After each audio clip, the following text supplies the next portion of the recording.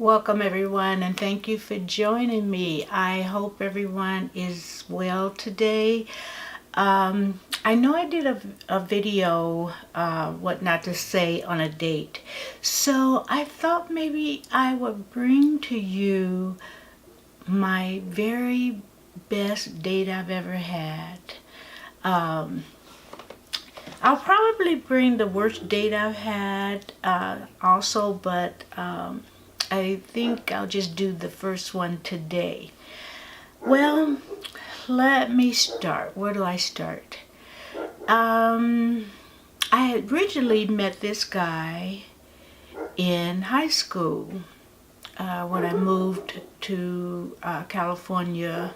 Some kind of fight or something going on. I don't know whether it was I don't know whether it was a basketball or boxing or some kind of competition, championship game. I meant to say, not fight really, championship game. And this was years later. He had married and his wife died from lupus, and I had married and I was divorced.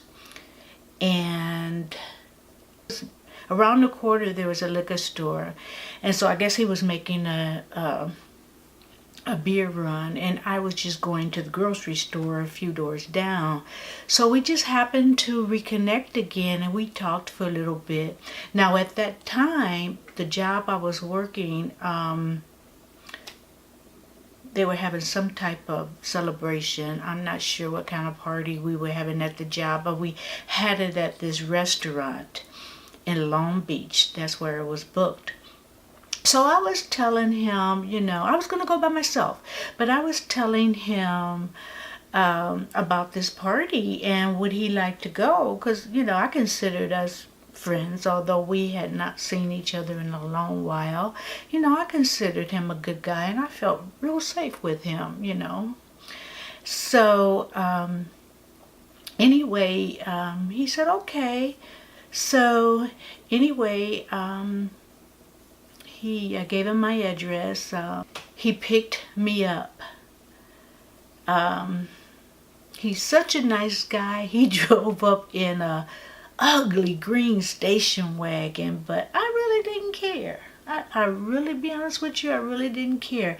And he was still such a gentleman. He was dressed nice, and I was, of course, dressed to the T. I had to do that.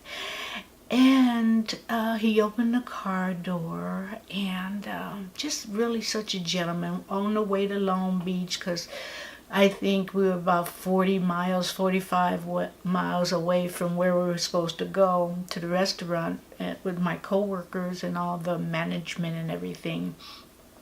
So we got to the restaurant and had a really nice conversation, and nice dinner, whatever we wanted on the house, of course. Management was paying for it. So, of course, I got all that I could eat and then some.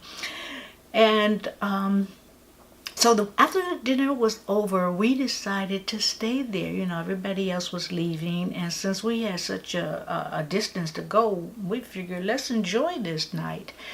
So we went to the lounge part of this restaurant, and it was like wall to wall windows, and you could see the Queen Mary, and the ocean and the waves were just so beautiful. And just picture it that the room had low lighting. And so we were just talking and catching up again, because we really couldn't talk the way we wanted to talk with everybody around. We just kept it cute.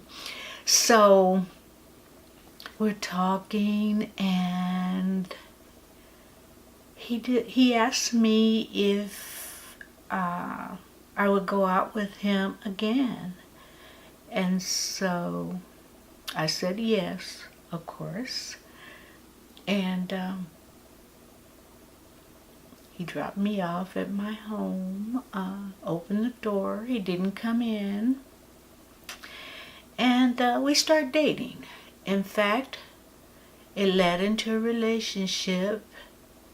In fact, we ended up getting engaged. And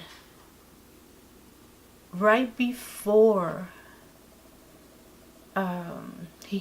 right before anything started happening, any plans or, getting everything together, he found out. Well, at first they didn't know what it was. He was hospitalized, and his lungs were deteriorating slowly. So, and they gave him 5 years to live. I know. I stayed with him a little bit longer because we were breaking up, and that's another story. His sister, she was, I think, jealous. I don't know if our relationship, I'm not sure what she was jealous of, but she was jealous. So she was feeding things to him, and it just put such a big strain on our relationship, because at one point we did move in together, and she had voiced that she didn't like me. And he told me, which I don't know whether that's a good idea, guys, to tell your spouse or girlfriend or fiance or whatever that a family member don't like them. I don't know whether that's a good idea. I'm glad I found out because of what I'm getting ready to tell you. Anyway, we lived in these apartments and in these townhouses, I'm sorry. And something was happening and going on where she needed a place to stay.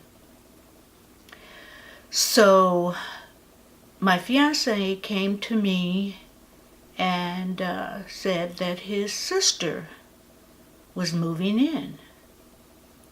And I said, no, she's not. He said, oh, yes, she is. I said, no, she's not. In fact, I'm going to call her right now and tell her, you not moving in. I don't care where you go, but you not moving in. So I called her. And I told her, I just had a conversation with your brother. Let's just be real. You don't like me, and I don't like you. So how could we live in a household all together? And then I told her, he says you're moving in. I say you're not. And that's the end of it. And I told her it was nice talking to you. And the conversation's over. And I ended the call. So I went back to him and I told him, I just spoke with her. And I was very frank with her. And told her, because you don't like me and I don't like you, that it just won't work.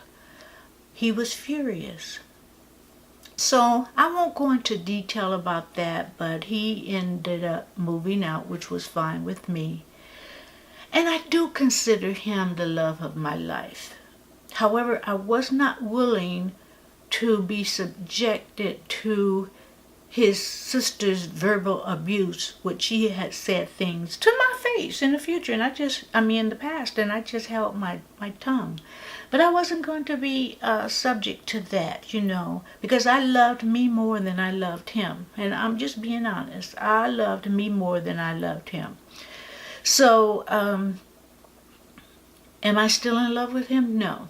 But I think back and I say, I love that guy. Not in love with him. And he's, he passed on. He ended up passing on. He had a lung transplant. And he lived another 5 years. So from his diagnosis to when he actually passed was actually, I would say, about 10 years. And I didn't even know that he had passed on until a good friend of mine called me and told me. So, that's the end of that story. But on a lighter note, that was the best date I ever had with the the lighting and the soft jazz in the background, and the ocean outside, and the Queen Mary up the ways. And I'll never forget that. I'll always cherish those moments. But life happens. Things don't always work out. And a relationship needs more than love. So I'm going to end it right there. And next time I will I will be bringing my worst date ever. I mean, this wasn't a happy ending, but as far as the date, I wouldn't change a thing. In fact, the whole process of everything, I wouldn't. It was a life experience, so I wouldn't change a thing. We live and we learn. We certainly do. So until next time, thank you for tuning in, and please subscribe if you haven't already, and share this video if you'd like, and also click the bell to make sure you get further notifications of any videos that's coming out. So until then, thank you guys, and I appreciate you all. Thank you so much.